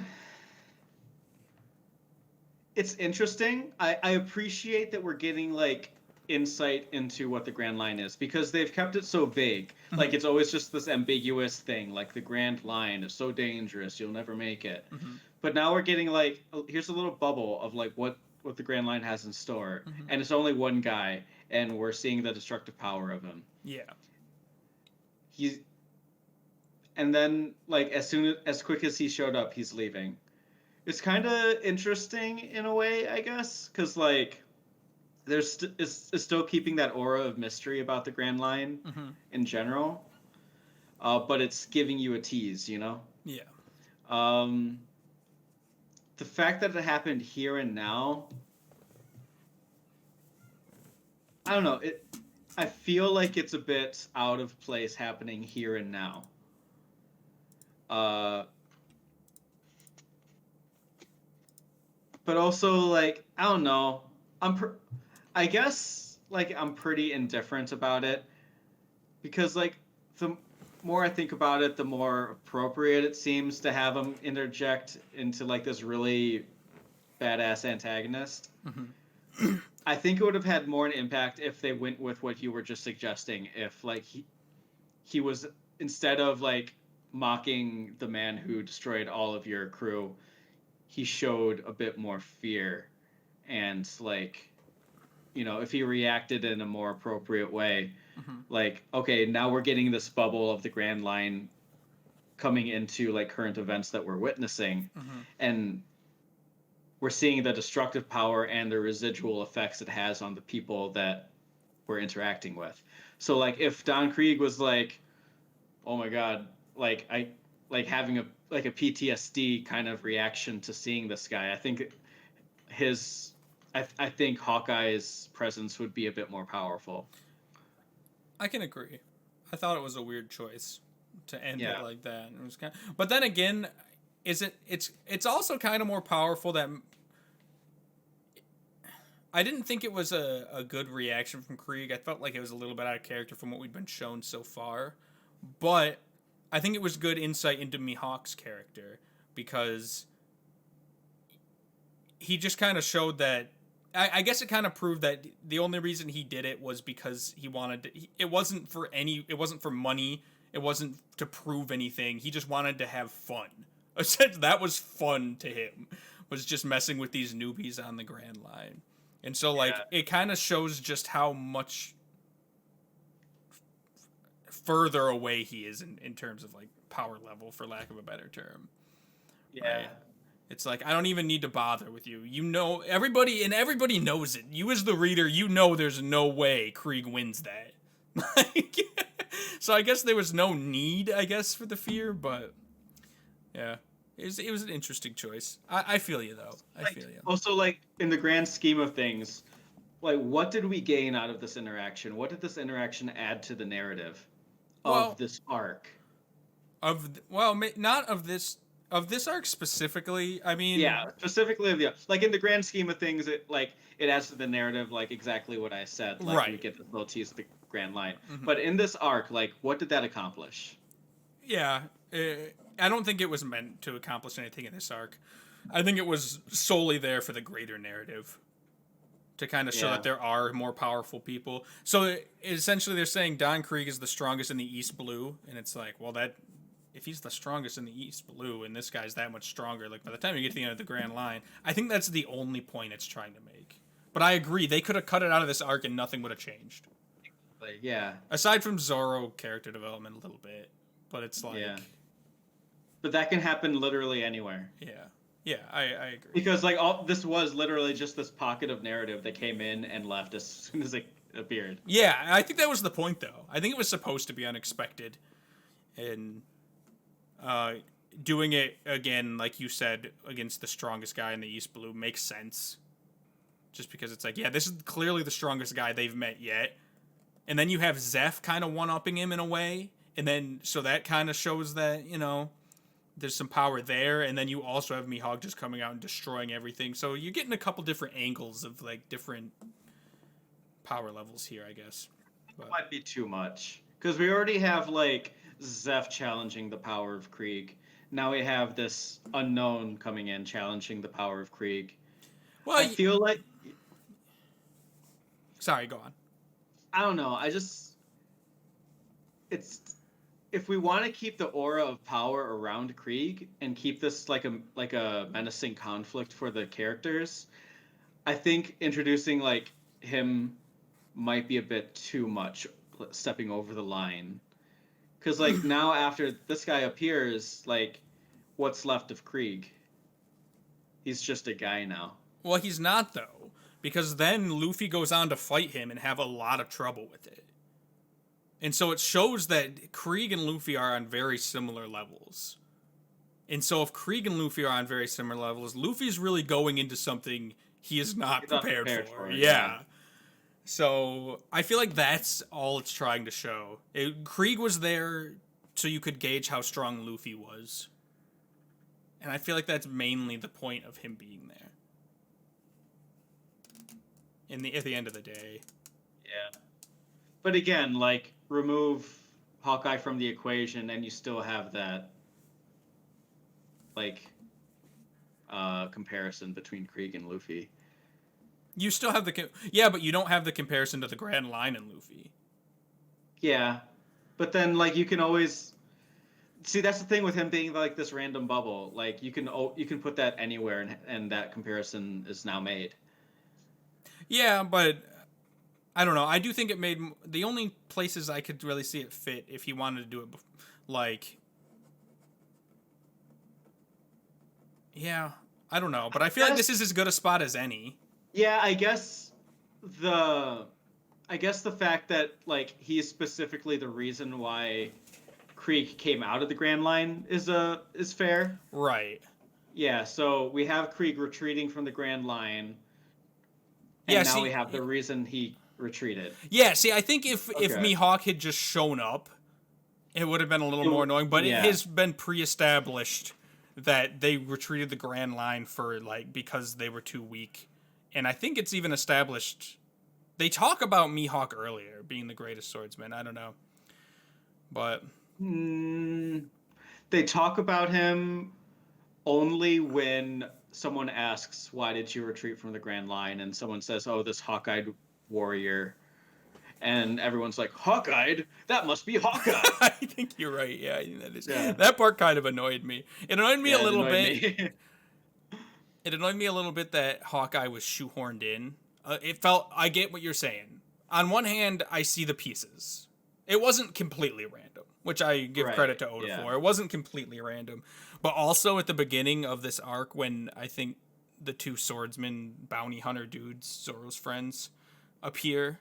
Somehow Mihawk gets brought up then out of the blue randomly. Like they're like, "Hey Zoro, like Mihawk." I don't remember. They say some one-off little thing, and I remember it annoying me because it's like, it didn't. Why would you bring him up like a day before he actually just happens to show up?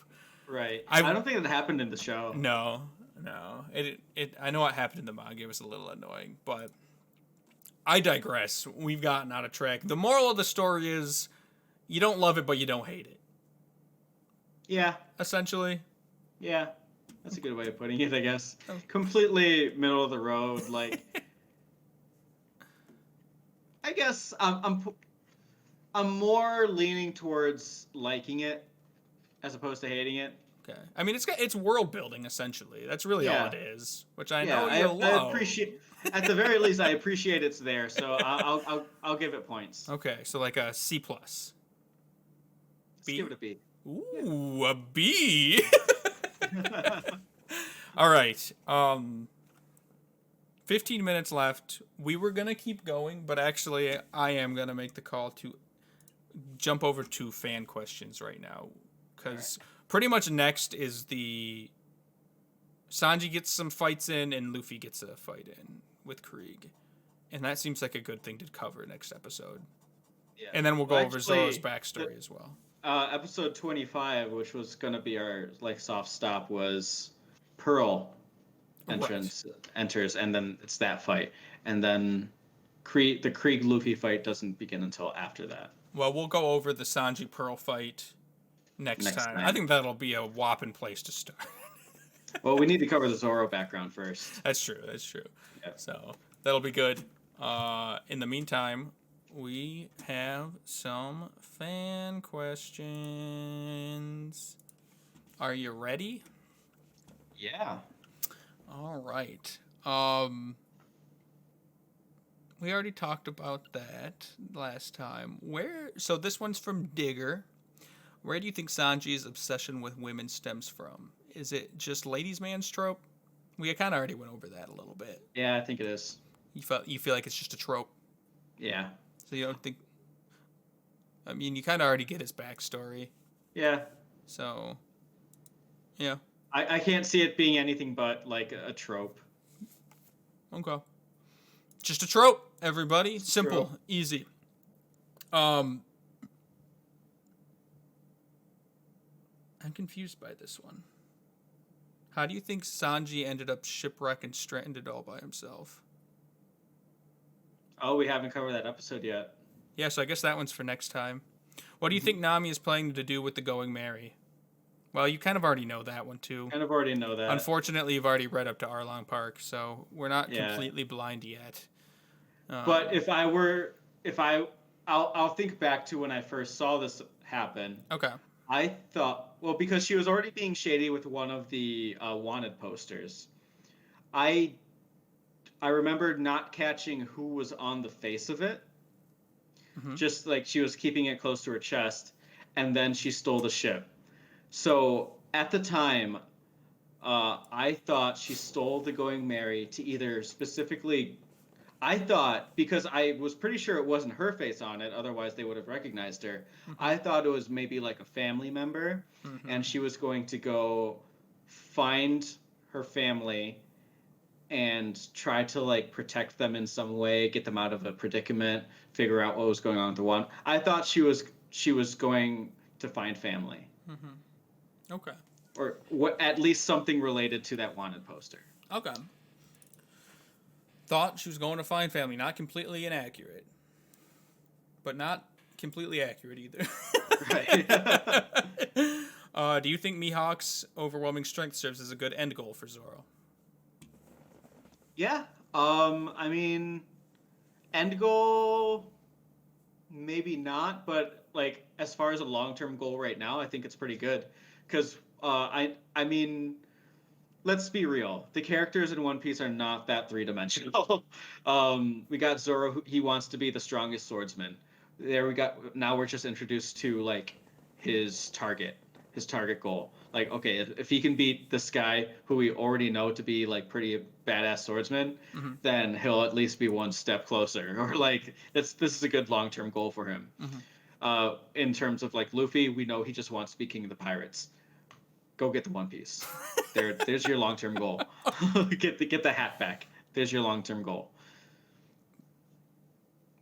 So you think this is you're saying this is better. You feel like this is a better long-term goal than Luffy's? Better in the sense that I just don't like Luffy's long-term goal. But, like, no surprise. In terms of standards for this show, yeah, I think it's a fair long-term goal for him. Okay. All right. And then last one from Digger. We kind of touched on it with Luffy talking about getting a musician. What other roles do you think the Straw Hats will need to fill? So what are the other roles of the crew? And also going back to I was gonna bring this up in the beginning when I said, what exactly do you know about One Piece? Do you know any of the future crewmates at all? I was up until literally just now. I was assuming that this was the crew. Oh, shit.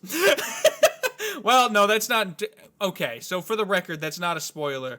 Luffy, at the very beginning, says he wants 10 crew members on his crew.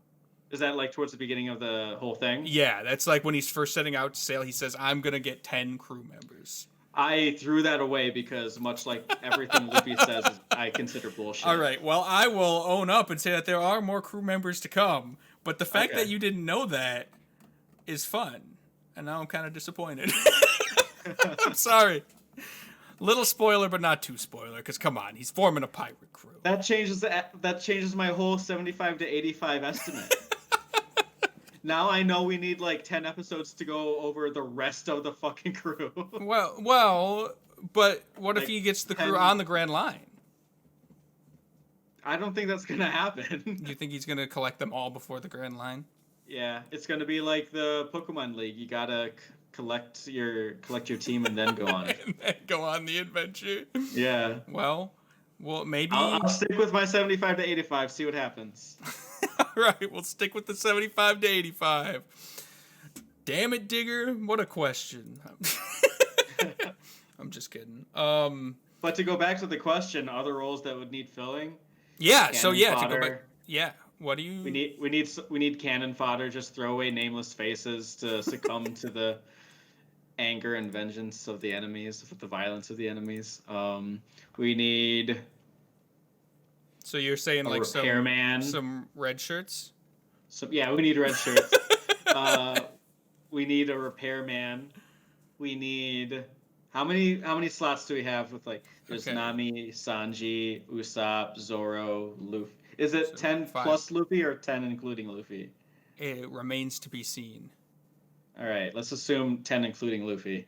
Yeah. So so So red 5 shirt, left, we'll say. red shirt.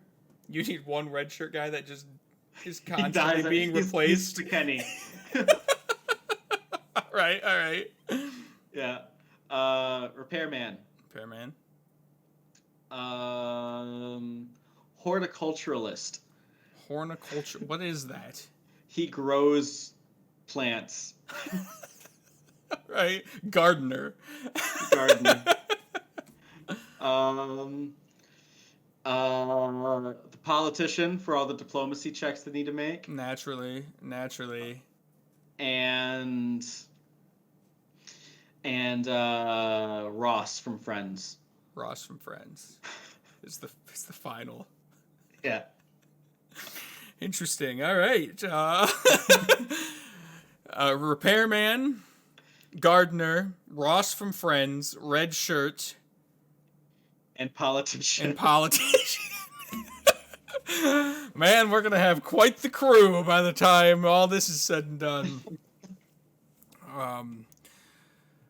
Okay, so there you have it. That's Estevan's predictions for what the next 5 crew members are going to be. Question from Ham Pig and himself. Do you like Sanji? Do I like Sanji? Yep. Meh.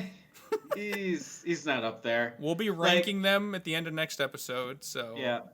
He's not up there because like he's got the whole like ladies man trope going against him. He's got like he kind of falls into this other anime trope that I've noticed where like one specific character trait becomes a character's whole identity. Uh-huh. Like he's a cook, so everything about him is about being a cook. What about Like, the he does- kicks? That's what I'm saying. Like he doesn't use his hands because he's got to protect them for cooking. Yeah. and like a cook, these are my personal like values and moral compass revolve around what's important about being a cook. Like I don't let anyone go hungry and all that bullshit. Like, hey, there's more about you, dog, than being a cook. Like, explore yourself, man. He likes to cook, dude. He likes to cook. I like to cook. You know, I use my hands to do other stuff too. But he's a chef. All right, he's a sous chef, okay? Yeah, but he's a sous chef. Well, he's a chef now. He's the chef of the Straw Hats. All right. Wait, we haven't gotten to that yet. Spoilers. I know that you've read it though, so I know that's not really spoilers. What do you think of his eyebrows? Kind of already went over that, but let's reiterate. And here, I got a picture for you. How would your opinion change if he had normal eyebrows? Got a nice picture here. We've got... Can you see it? Wow, that's unsettling. We'll get it up here for the viewers. That is normal eyebrow Sanji. Those are far from normal eyebrows. They go down to the bridge of his nose. Yeah, but look at his... These do too. I mean, in all fairness, those are unsettling too. The curl... So you have to make a choice. Without the curl or with the curl? Can I go no curl, but with like some serious maintenance? No. It's this one or this one. Which one do you like more? Oh my god. With the curl he looks like a pedophile. Without the curl he just looks like a normal pervert. So you're still going without curl. I'm going without the curl. You are anti-curl all the way. I'm anti-curl. Right. Anti-curl it is. Just 2 more. We'll get it finished up here. From Smizzle. Smizzle Bo Bizzle. Do you think Sanji is a simp? Yes. There it is. Very much so. He is simping on Nami. He simps on that Lieutenant Dan's date. What's his name? Lieutenant Dan. Iron Fist. So, if you were to give a rating 0 to 10 on how much of a simp Sanji is, 10 being he's the simpiest. I can see him buying some bathwater. You think he's a 10? You think Sanji is the simpiest of kids? Maybe not buying bathwater, but he subscribed to some OnlyFans. Mm-hmm. Yeah, he's got a couple subs in his belt. Yeah. All right. So, but still, give it a number. We need a number. All right, let's give him a risky 8, a solid 7. We're going to come back to the simp question. We're going to keep this in our back pocket as the story progresses, and we'll see if your rating we'll give it a 7.5 right now. Right in the middle. We'll say 7.5. We were kosher with decimals or not. He's not the simpiest, but he is far from... He's definitely a simp, though. He falls definitely in that a category. simp. All right, and then from the voice of all things, do you think Johnny and Yusaku will stay on the crew? I hope not. I hate them. It's an inch. Wow.